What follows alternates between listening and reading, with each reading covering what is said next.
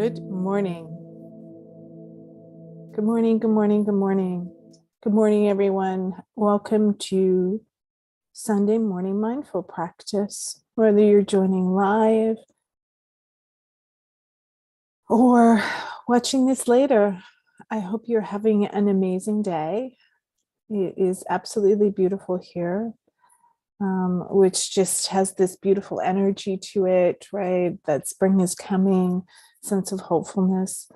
Also just like this, I don't know about you, but for me at least, it's this urge to get outside, to be in the garden, to be outside doing something, just to kind of give you that energy after being cooped up inside for so long. So welcome to today's practice. As we have been working our way through some conversations about meditation alongside our 31 days of meditation, as a means of kind of starting to understand the conditioning of our mind, So when we're talking about mindset, mindset is a set of ideas, beliefs, thoughts, feelings that we have about ourselves and the world around us. And that very much is a conditioned, right? It's over time, it starts to develop based on external and internal validation of those things, right? What is a belief but an idea that gets reinforced over time through our lived experience, both internally and externally. And so these things don't necessarily mean that they're true anymore, but they certainly influence not only how we see ourselves, confidence, our ability to do something, or the world around us, whether the world feels safe, whether it doesn't, who people are, can we trust people, can we not trust people? All of these things are influenced by this lived experience that we've had. And so our mindset, the ways in which we think and believe, not only about ourselves, but about others, starts to create the lens, if you will, or at least the filter on the lens through which we see the world, which can really limit us in terms of what we might be able to do, what we focus on, all of these things.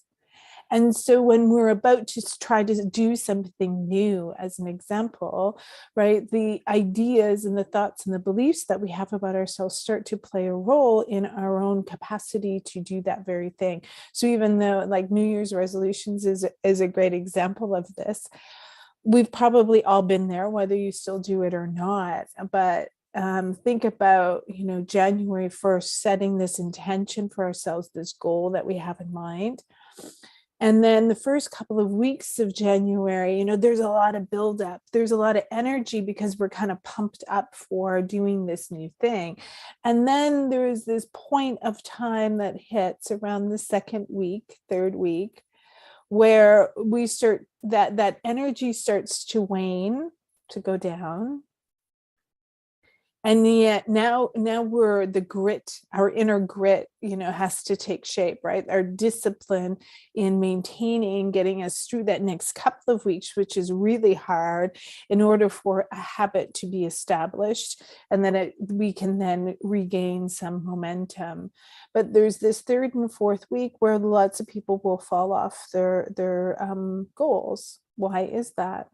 Well, it's part of that human condition, if you will, right? Our conditioning starts to kick in with the momentum, or the energy of that beginning starts to wane when our own belief structures have to kind of set us or come into play and to guide us through that next couple of weeks. And so for those who are working through the 31 days of meditation, that may be what you're going through, right? Those thoughts and those old beliefs and the self-sabotaging ways, or whatever it might be for you, can start to really come into play at around this time, where, I'm too busy, I can't really do this, or, oh, I don't know if this is really working, whatever it might be for you. I mean, they can be really subtle and seemingly very convincing, And others might be really more blatant, and we can see it much more clearly that we're, in fact, those thoughts are limiting us from what we might like to do, or our commitment to continuing on and trying to complete the 31 days, whatever that might look like for you. Because I know some people are doing every day, other people are doing 2 or 3 times a week, all which was fine, right? The goal was not to necessarily say you have to do this. The goal was actually around you deciding what commitment would fit you in this time and place, and helping yourself to move through that, to admit, or pardon me, to commit to that time frame, and see what the thoughts and the feelings and the beliefs came up around that commitment for yourself. So last week in our Sunday class, we talked about the 5 hindrances. And there was restless, agitation, there was doubt and wanting and sleepy. So those were the 5 ones that we talked about. And if you missed it, you can certainly go back. It's on YouTube as well as in the community, where you can have a look at those and kind of those 5 things explained.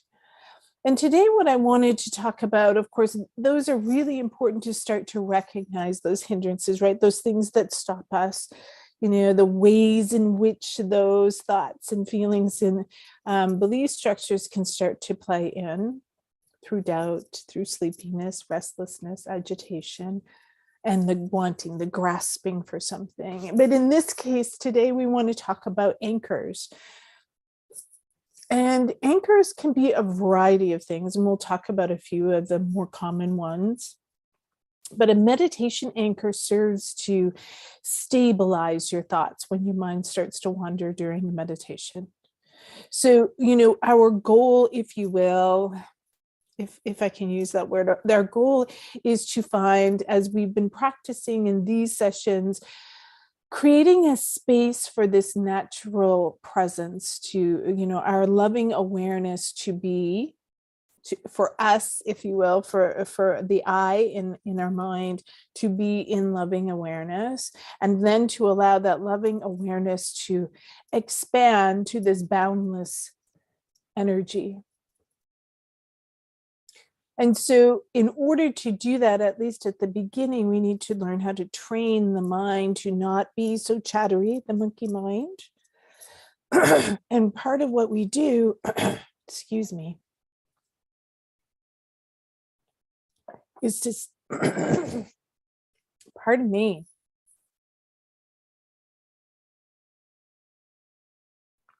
early morning voice not working. So to stabilize the mind, stabilize the thoughts, is to almost like find this distraction, if you will, or giving it, I often say it's like giving the mind a job to do so that you can be in this, right? In this moment in time. So the condition of the mind is to think. And so when we give it a thinking task to do, but it's kind of in the background or over to the side, and we can now just be in this loving awareness, we're more likely to find a space, even if for a moment or two, where we can be in this place, this space of loving awareness.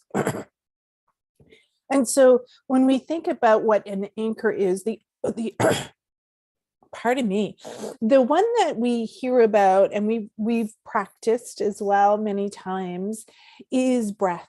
So we use breath as the anchor, where we are paying attention to our breath, to the inhale and the exhale. Now, for some people, this can be a really challenging anchor to use, especially at the beginning. So if you're beginning a meditation practice, this in fact can be quite challenging for lots of people. And so we want to be able to actually come into a place of having alternatives. So as a therapist, I often will tell people when they, especially with anxiety, and they need to kind of, focus their thoughts on something, is to have a list of distractions, healthy distractions that they can go to. So a list of 10 things that you enjoy doing that are readily available to you, so that if you feel, that you're kind of becoming overwhelmed with your thoughts, you can kind of go to the list and go and do it. And those distractions can sometimes be enough to veer off from going into some place of rumination or something else that can really be quite difficult for people. And so in the same way, we want to have a variety of anchors that we can actually use, that we have available to us on a regular basis, so that when, one doesn't work, like we're sitting today and we're trying to be with our breath, but it just seems really challenging. The thoughts are just ever present. What are some other ways that we can incorporate an anchor to support ourselves? And so there's a few that I want to go through. Breath is obviously, because it's accessible, and we can do breath practices. And in June, we're going to be talking more and more about breath and resiliency. The heartbeat can be one, because it's actually quite challenging to feel into your heartbeat, and so it really requires the mind to be super focused. One I've often taught is, you feel into your pulse, wherever you might feel your pulse, and you feel it, and then you stop touching and just try to feel into that same sensation in your inner body. A bodily sensation is another anchor that we can use. Often for people with a lot of thoughts, I'll often use the feet as an example, especially since we're drawing that energy then down.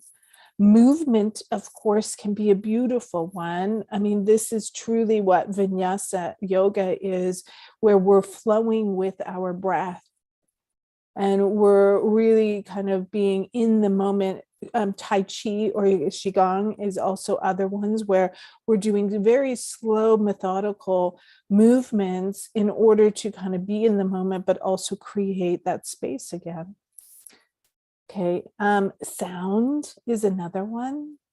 So sound is this beautiful anchor quality as well, where we can be either within, we can play music, as I often do at the beginning of this, but we can also be external. We can be external noises. So we can pick up sounds in the room, white noises, just the ambient noise of the room can sometimes, again, bring us into something else that allows us to be in there. Chanting. So, picking a mantra. A mantra can be spoken, or it can be chanted, sung, which can be, again, it's a repetitive motion of chanting that really allows us the repetition for the brain to be there, that allows us, again, to be in a different state. Highly effective, a beautiful practice if you haven't done so. Counting in the same way. So we can count in this rhythmic, we often will count to 10 as an example. So something simple, but just by counting your breath, right, again, gives the mind something to focus on. And then mantra as well. So those are a few of the anchors that we can use and that are certainly available to many people. Again, anchoring in the as the example of stabilizing the thoughts, so that when the mind wanders during meditation, we can still be with that natural presence or loving awareness. So this week on Tuesday, our Tuesday morning class, we're going to be exploring sound in our meditation. We've done mantra, and we have done another anchor, and this time we're going to be doing sound, and then we'll be moving into chanting for our last sessions. Thursday, we're going to be exploring another type of bodily awareness through a very gentle, accessible movement. It can be done seated or standing. And so on the Thursday classes, we have been moving through more body or somatic experiences with mindful practice. Friday, May 20th, will be our second Yoga Nidra class of the month. That will be accessible to everyone. And then Sunday, we will talk more about focus and the practice and development of the skill of concentration and how important that is in so many ways, not only for meditation, of course, but also in life. You know, we live very much in a world right now, in particular, with cell phones and everything else, where we have very limited concentration. You know, our ability to concentrate for long periods has really eroded over these years. And so, you know, how do we expand and practice that skill when we live in an environment that's like this instant gratification constantly? And so we will be talking about different practices next week that can allow us to do that. So for today, I'm going to encourage you, as we have, to simply guide through a meditation practice. We're going to be here for about 15 minutes. So find your seat, whatever that looks like for you.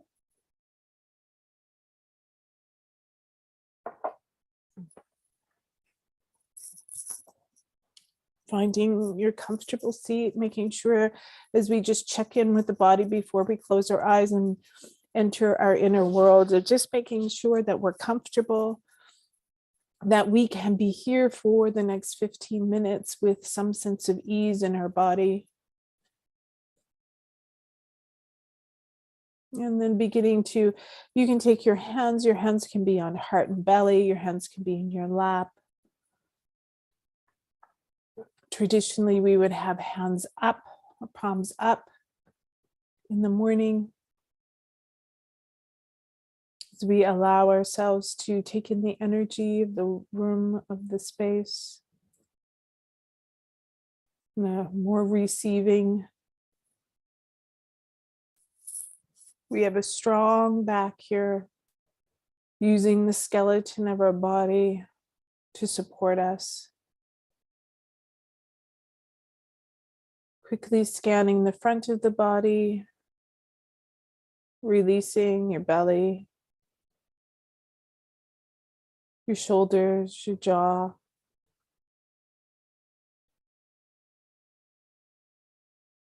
Closing your eyes if that feels okay for you today, or lowering your gaze, closing your eyes about 9/10 of the way. And turning your attention inward.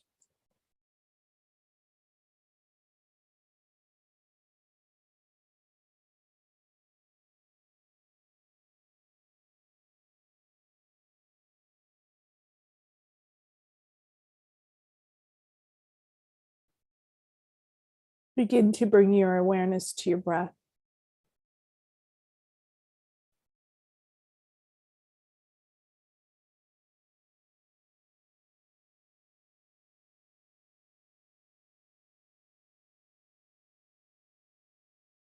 Just notice the subtle shifts of your body as you breathe. Wherever in your body you notice your breath the most, it may be your nostrils, your throat, your chest, your belly, your ribs.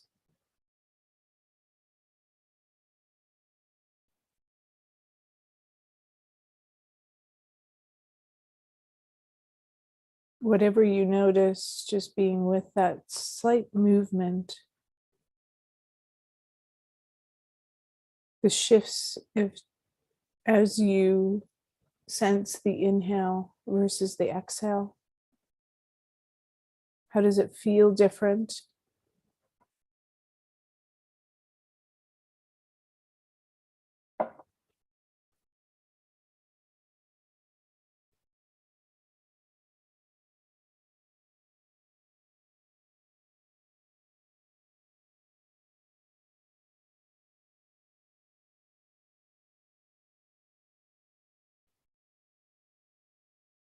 If this feels a little too challenging for you today, perhaps counting.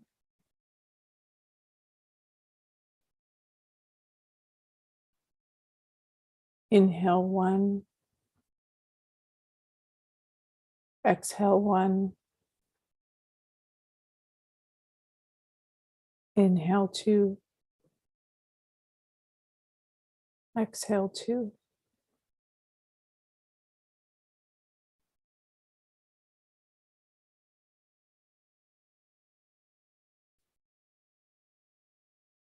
When you get to 10, beginning again. If you lose track, just start over.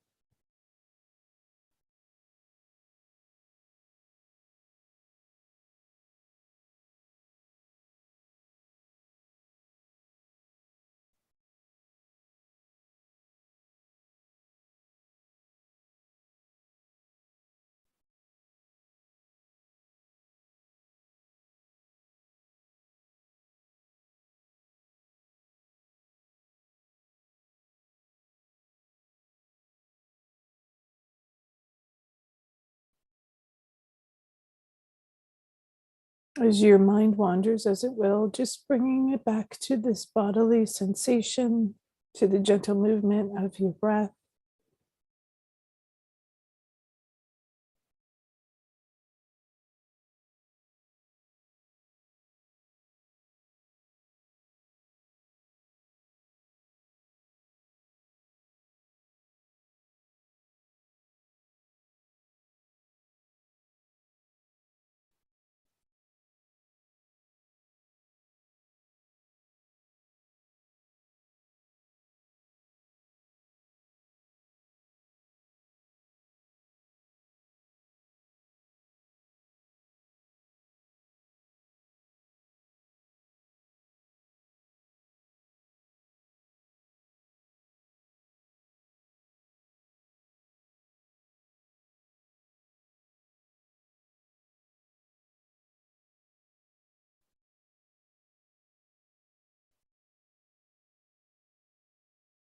Being with the gentle movement of your body as you breathe, each inhale, each exhale.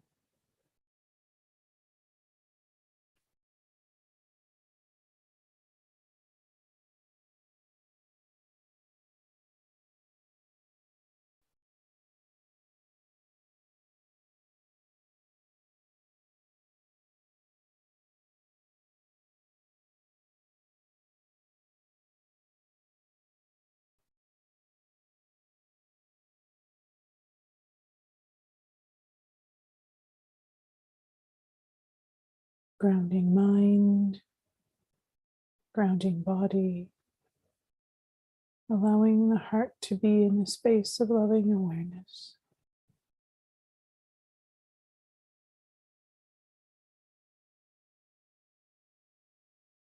Unrestricted, free, open.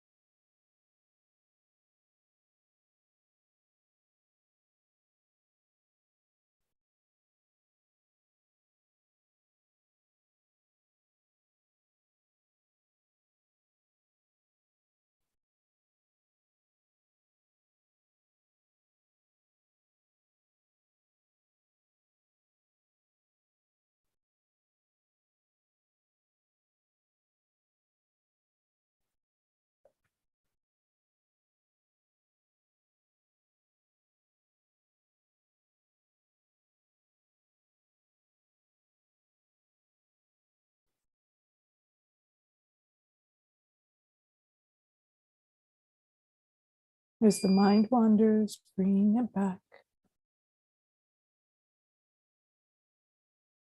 Noticing the subtle shifts of your body as you breathe.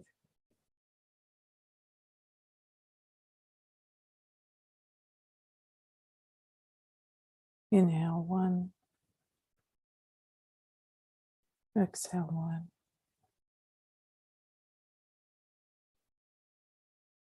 Inhale 2, exhale 2.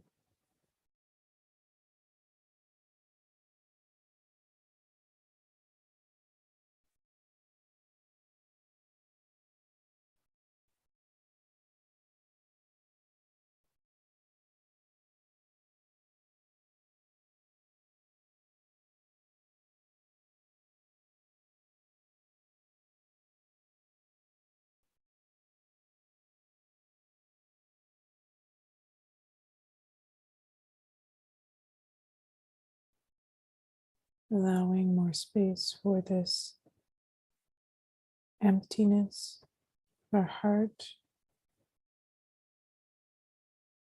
empty yet full, free, unencumbered, the spaciousness of loving awareness.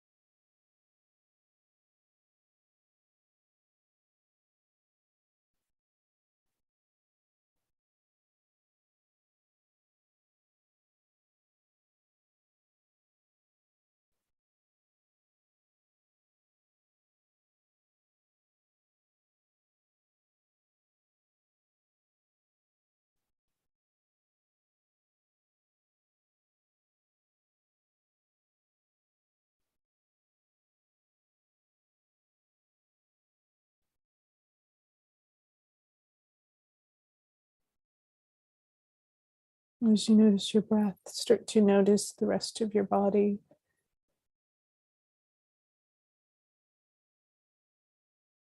Feeling into the places where your body meets the supports beneath you. Your legs, thighs, butt, back, whatever that is for you. Just allow yourself to really feel the support beneath you. And with the next breath, as you inhale, as you exhale, really give over the weight of your body to the supports beneath you. Learning to trust in yourself and the support, that the supports around you will be there for you.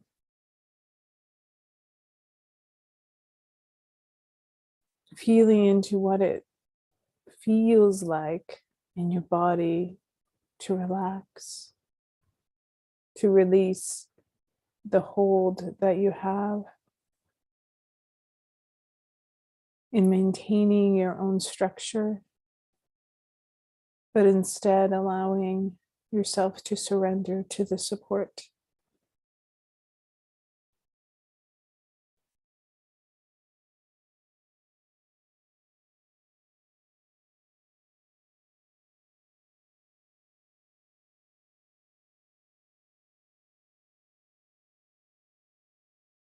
Let's do a few rounds of very conscious breathing as you inhale slowly through your nose. When your breath is full, holding for a few moments before slowly exhaling, perhaps even through your mouth as you release and relax your body. Another round, slowly inhaling through your nose, allowing your lungs to fill, and when they're full, holding neither inhaling nor exhaling, creating that space between, and slowly exhaling, perhaps through your mouth as you relax and release.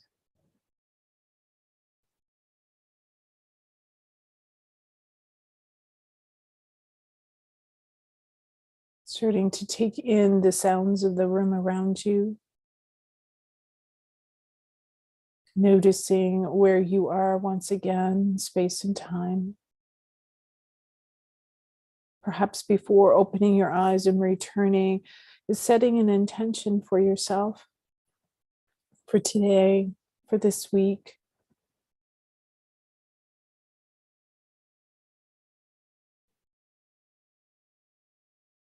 Perhaps recommitting to yourself, to your practice, making some choices for yourself in this quiet moment with self around what you would like to do, how you would like to feel.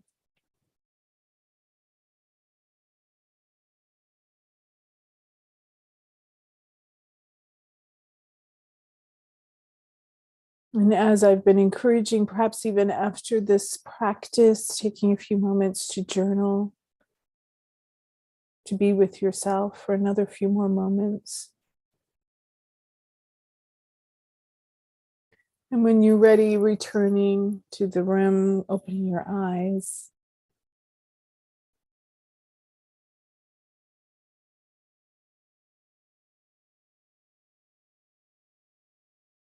Noticing what you notice when you open your eyes. How does it feel when you open and return? What goes on for you as you re-enter from the inner world to the other world, and trying to kind of be in both of these spaces at the same time, being with ourselves while also being with this world around us.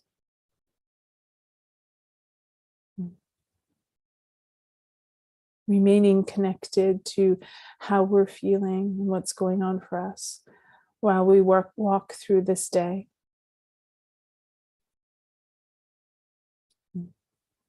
Have a wonderful day. Thank you for your practice today. And I will see you later this week. Tuesday morning practice at 8 a.m. Central Mountain Time, pardon me. Thursday at noon, and then next Sunday at 10 a.m.